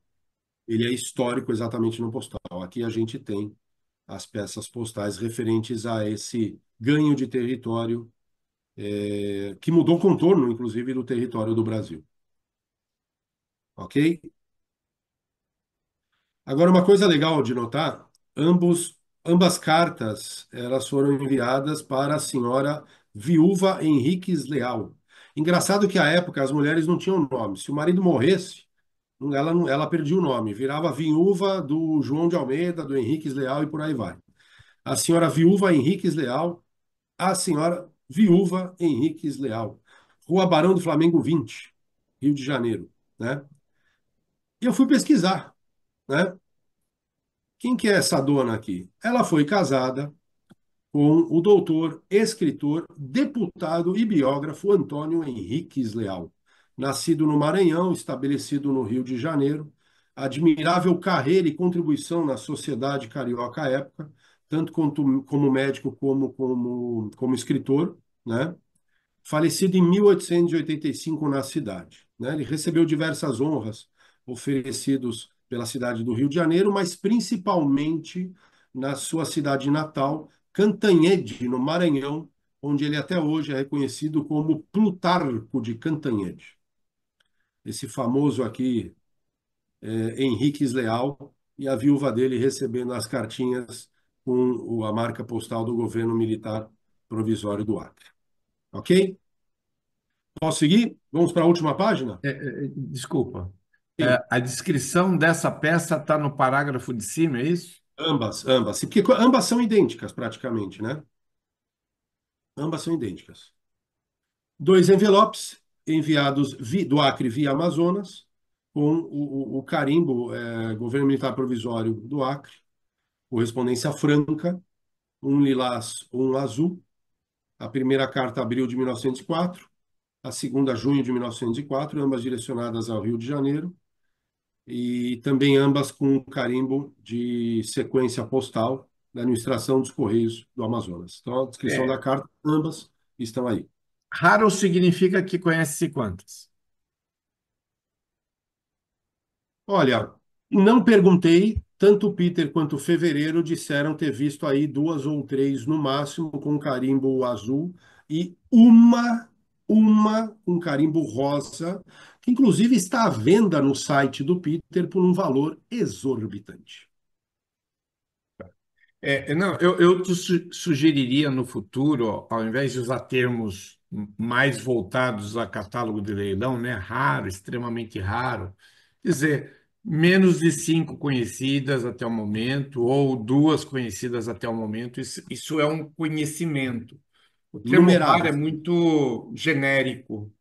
E tá? aí, independente do termo utilizado, veja que você tem uma carta extremamente expressiva e eu tenho que entender que o júri tem 10 minutos para ver sua coleção, em que pese ela ser de um quadro. Então, você tem que facilitar a pessoa enxergar o que é bom na sua coleção. Então, aquilo que é raro, aquilo que é menos de 5 tem que estar num destaque de tal forma que a pessoa, a hora que passar na tua coleção, tem que tropeçar nessa informação. Então, você perde um espaço bastante grande contando a história de quem é Antônio Henriques Leal, que é extremamente secundário numa coleção de história postal, e deixa de valorizar aquilo que é extremamente importante, que é a rareza do material. Então, mesmo as duas tendo o mesmo conceito de circulação, as datas são diferentes, as cores dos carimbos são diferentes, o que denota uma raridade diferente. Então, ia ser muito mais agradável ter 2 vezes o texto, entre aspas, repetido, variando a data de expedição, mas com uma valoração na segunda, dizendo essa cor de carimbo existe somente 2, até o momento reportadas. Ponto. Porque Obrigado, esse Renan. histórico do destinatário não te acrescenta nada no momento em termos de história postal. Ele não enaltece o teu envelope. Mas a rareza do carimbo azul, sim. O que acontece aqui, Reinaldo, isso eu mencionei logo no começo da apresentação, eu sou apaixonado por história. Não, E quando não, eu falo tá história perfeito. postal, eu me esforço para fazer tudo, inclusive contar a história, né? Mas, claro, olhando pelos olhos de um jurado, você está coberto de razão. É que assim, você montou aí, vou falar, o meu sonho sempre foi fazer uma coleção de todas as revoltas, revoluções, guerras que nós tivemos dentro do Brasil, né? Que é mais ou menos o conceito que você tem no determinado período. Desgraçadamente, eu comecei por 32, que virou uma coleção. Então, eu achei que era um sonho impossível narrar tudo, porque 32 já ocupava o espaço. Eu olho a minha coleção, ela tem a parte histórica que explica cada momento, porque senão fica um monte de coisa perdida, até porque a Revolução de 32 conhecemos nós que somos de São Paulo. Você saiu de São Sim, Paulo, ninguém nem sabe o que aconteceu. sim. Então, eu não estou sendo contra, pelo amor de Deus, a parte histórica, eu só estou tentando que você agregue a valorização de um material de extrema qualidade que você tem, porque independente do tempo, raro, 10, 12, ele está tão perdido ali no meio que pode ser que numa leitura muito rápida o jurado não consiga extrair o grande valor do seu material. A gente tem que partir sempre do pressuposto, e isso eu falo é muito vero, que ninguém conhece mais da nossa coleção do que nós mesmos. Claro.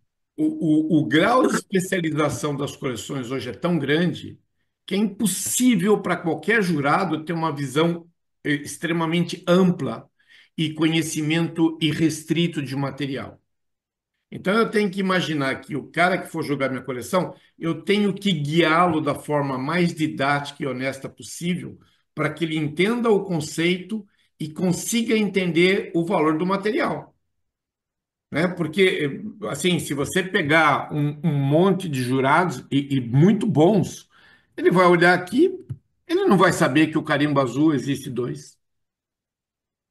Ele só vai ler que é raro. Ele vai ler que é raro. E o raro é um termo de catálogo de leilão. Entendido, concordo Entendeu? Não, é totalmente. que seu material é muito bom, ele precisa ser visível. Acho que o Vou, James vou, quer falar. Desculpa aí, James. James, Ô, tá Reinaldo, me- eu perguntar, você tem adotado a moldura de uma cor diferente, um formato diferente ou não?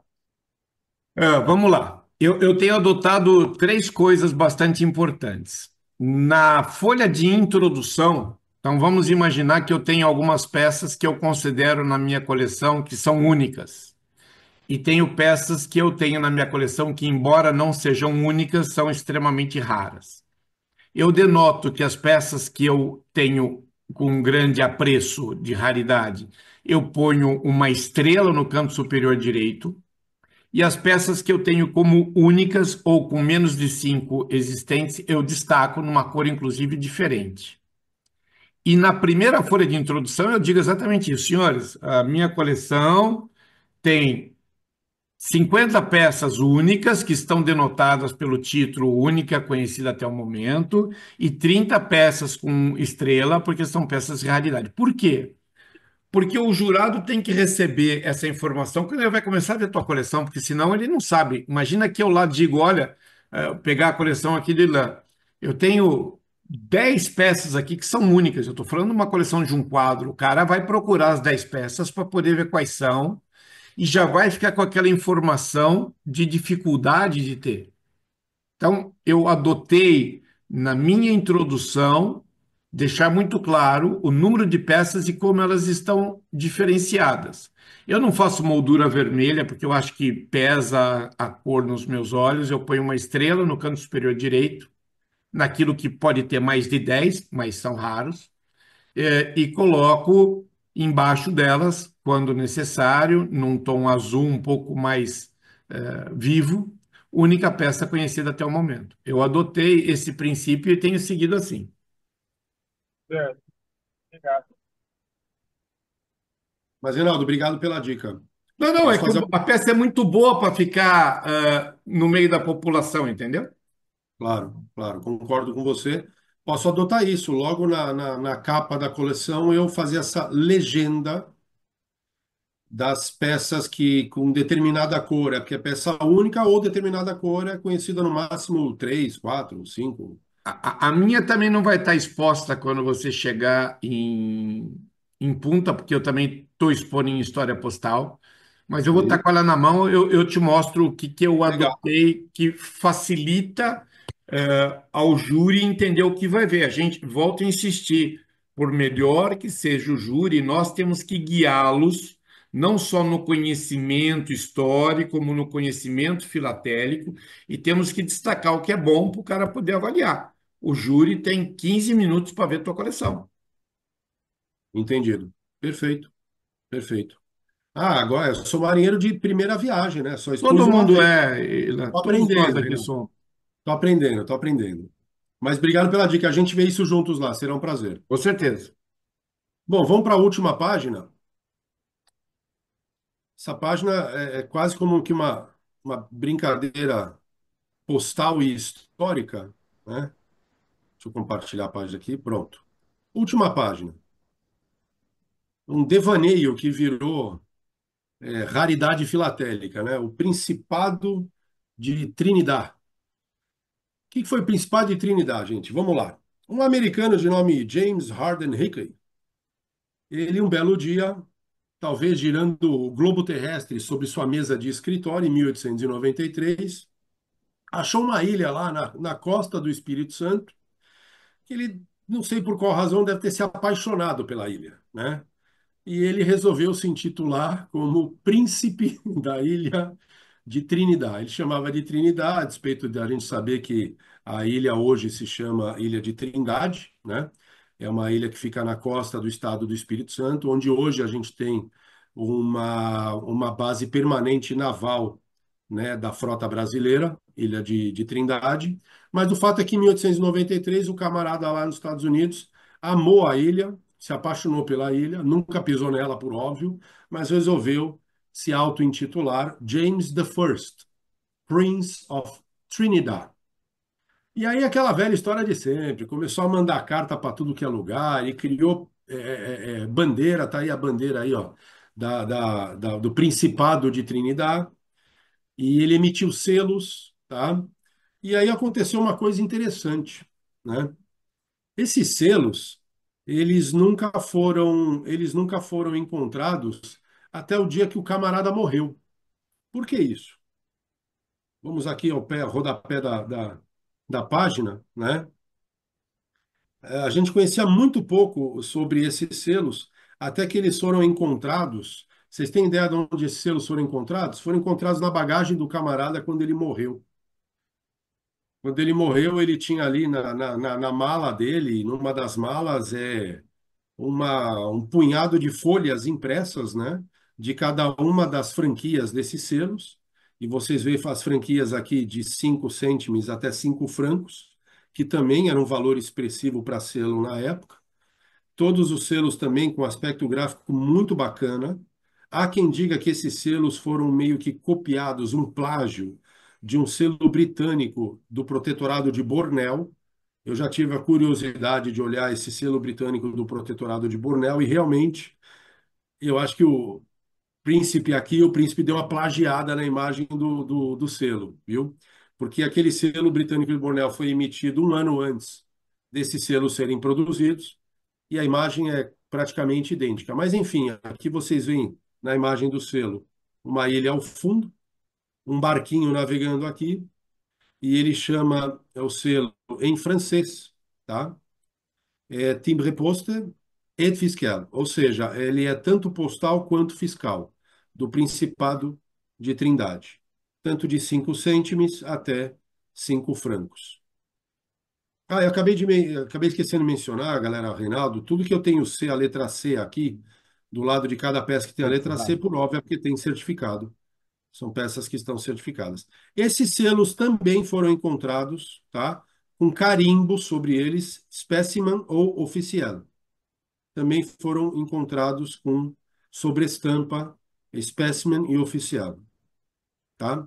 É a história de um doido que se autoproclamou príncipe de alguma coisa, emitiu selos, selos alusivos a um território brasileiro. Por isso eu considero que são selos não da filatelia do Brasil, mas da filatelia referente ao Brasil. Ele constituiu um escritório em Nova York, ele chamou um comandante amigo dele para ser secretário de Estado, ele abriu um escritório consular na 217 West, na Rua 36, em Nova York, enfim. Fez todo um auê, mas que resultou em nada. O Brasil nem precisou combater em termos diplomáticos esse devaneio do camarada aqui. Ele, poucos anos depois dessa empreitada, morreu e os selos só foram encontrados na bagagem dele e viraram história. Essa história aqui. Essa é a última página da apresentação, gente. E antes de eu terminar, eu mencionei no começo da apresentação que existem mais duas disputas de território brasileiro que modificaram o território brasileiro, mas dos quais eu ainda não achei peça filatélica. Então, eu vou mencioná-los adequadamente quando eu achar essas peças filatélicas, e eu vou achar, porque eu não vou parar de garimpar. Então, eu vou parar de compartilhar aqui, vou abrir primeiro, só um momentinho, por favor, gente, aqui no Zoom, compartilhar.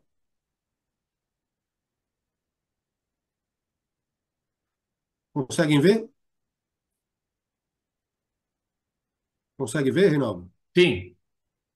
Questão de Palmas. Alguém aqui já ouviu falar da questão de Palmas? Não tem nada a ver com Tocantins, gente. Questão de Palmas. A Argentina reivindicava a região oeste do que hoje é parte dos estados do Paraná e de Santa Catarina, inclusive um quinhão gigante do estado de Santa Catarina. Para resumir a história, tá? A Argentina queria empreender a nascente do seu território da fronteira com o Brasil, onde ali corria o rio Chapecó e o rio Chopin. Chapecó, óbvio, uma cidade famosíssima do oeste catarinense. A Argentina entendia que o rio Chapecó já fazia parte do território argentino. E tudo com base, né, supostamente base no Tratado de Madrid de 1750. E aí, durante o Império, por ordem do imperador Dom Pedro II, o Brasil lutou diplomaticamente por esse território. Houve um arbitramento, tá, entre Brasil e Argentina. Esse arbitramento foi submetido à época em litígio. As chancelarias dos dois países aceitaram a arbitragem do presidente dos Estados Unidos na época, que era o Grover Cleveland, tá? E o Grover Cleveland, num dossiê de centenas de páginas e depois de meses de análise junto aos seus asseclas, ele entendeu sim que o território integralmente era brasileiro e nada daquele território foi concedido à Argentina. Então temos aqui uma questão importante que também movimentou ali, ou poderia ter movimentado de forma decisiva, um pedaço do contorno territorial brasileiro. Detalhe importante: os mapas da Argentina da época, eles davam o território, o contorno do território argentina, com um pedaço do Paraná e um pedaço de Santa Catarina, né? Então, os mapas os livros da Argentina da época botavam um mapa do Brasil menor do que ele de fato era. Eles comiam um quinhão do território brasileiro porque eles entendiam como deles esses territórios. Alguma dúvida quanto a isso? Algum comentário? Diga lá, Reinaldo. Não, é só uma pergunta. Quando você falou do Cezinho de peça espertizada, você colocou no verso dos seus envelopes o certificado? Sim, sim. Claro, É. uma cópia colorida de cada um deles. Eu não botei o certificado original em Na si. verdade, se põe o original, tá? Eu fui instruído a colocar uma cópia. Então, falamos depois. Mais um aprendizado, bora? Vamos lá. E por fim, então, agora temos uma última disputa. Essa, infelizmente, foi a única na história que o Brasil perdeu. Conseguem ver? Aparece aí, gente?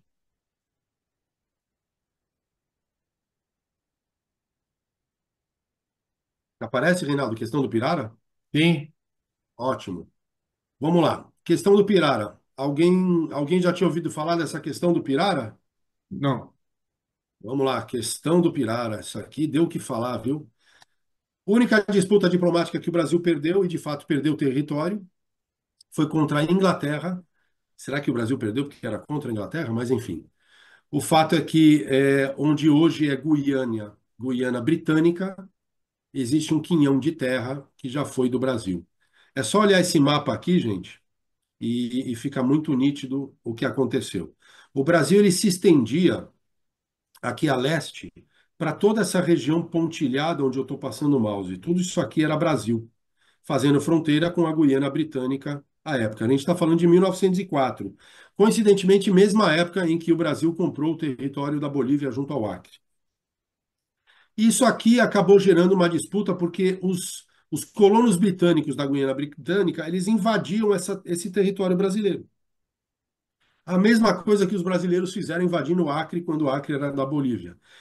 E aqui eles montaram vilas, montaram microcidades, eles exploravam isso aqui em termos de plantação e agricultura, até que um dia o governo do Brasil falou, pô, tá começando a me incomodar isso aqui, está adensando a população britânica nessa região. Acredite se quiser, a coroa britânica é, mandava clérigos, né, da igreja britânica, mandava para essa região para catequizar os índios e ensinar a eles falar inglês. Eles estavam tão interessados nessa região, já estavam ensinando até os índios a falar inglês. Enfim, resumindo essa história toda, isso foi avançando em termos de disputa diplomática entre Brasil e Inglaterra. A Inglaterra não abria mão de entender como sua essa região, e aí não teve jeito. O caso foi diplomaticamente levado para arbitragem de um soberano. E o soberano escolhido à época foi o rei Vittorio Emanuele, da Itália. E o rei Vittorio Emanuele, acreditem se quiser, em 8 laudas, vou repetir para vocês, em 8 laudas e somente 15 dias, ele decidiu que toda essa área que agora vocês veem nesse mapa aqui, ó, tracejada em rosa, essa área se tornasse britânica e somente essa área tracejada em verde fosse delegada ao Brasil. Ou seja, tudo isso aqui era Brasil e o Brasil acabou perdendo essa área tracejada em rosa para a Guiana Britânica, onde hoje é Guiana Britânica, e engraçado, onde hoje a Venezuela, que é um pedaço, que é a região de Essequibo. Isso aqui já era o princípio da região de Essequibo, onde hoje, aqui inclusive nesse cinza aqui, ó, é Venezuela. E a Venezuela quer toda essa região aqui, ó. A Venezuela quer toda essa região aqui, sem contar a brasileira. A Venezuela ainda respeita o Brasil, mas ela quer toda essa região aqui, que é Guiana Essequibo, né? Importante, nessa mesma contenda entre Brasil e Inglaterra, a Venezuela participou com um pedaço de território e também perdeu. E também perdeu. Por isso, essa disputa hoje lá do Maduro contra a Guiana Britânica, dizendo que ele vai fazer de tudo para retomar a Guiana Essequibo, que é venezuelana e blá blá blá. Enfim, o que compete ao Brasil é isso. Está aqui a história. O Brasil perdeu um quinhão importante de terra nessa contenda e eu, oportunamente, vou colocar isso na minha coleção também. Vai ser difícil achar peça, o Reinaldo, peça postada referente a esse episódio. Talvez eu ache peça diplomática, talvez eu ache telegrama, talvez eu ache, eu não sei, alguma correspondência do Barão do Rio Branco, enfim, de quem, do Joaquim Nabuco. Joaquim Nabuco participou da defesa do Brasil aqui nesse caso, perdeu. Ele relata isso na biografia dele, que ele sentiu uma dor profunda quando ele perdeu essa contenda, a única que ele perdeu na vida, mas enfim. Vou buscar aí peças, talvez peça até da Guiana Britânica, talvez alguma coisa até da Guiana Britânica postada referente a esse episódio. Não vai ser fácil, mas eu vou tentar. Gente, da minha parte, eu acho que estão apresentados todos os eventos aqui que colaboraram favoravelmente ou desfavoravelmente ao contorno do território brasileiro. Se alguém tiver alguma questão, comentário, dúvidas, por favor, estejam à vontade.